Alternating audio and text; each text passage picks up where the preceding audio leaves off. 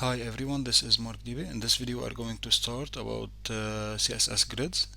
This is going to be the first course about it, and we are going to talk generally about the grids. So I have prepared small content.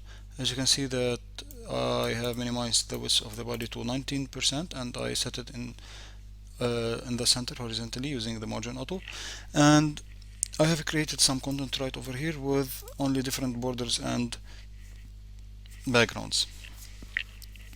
So mainly right now our divs are only CSS blocks and they are not grids. Okay, so what is grid? First, grid is a container that divide our elements into vertical lines and horizontal lines.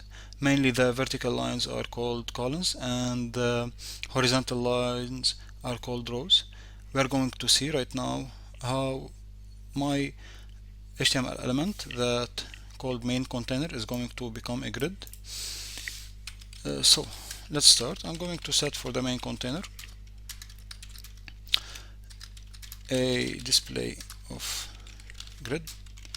Okay, and right now my HTML element, the main container, is grid. Okay, you are going to tell me that the layout is not changing, so there must be something wrong. Actually, there is nothing wrong because the default behavior of the grid is going to consider that your grid is formed of one column and one row until you change this rule. Okay, thank you for watching and goodbye.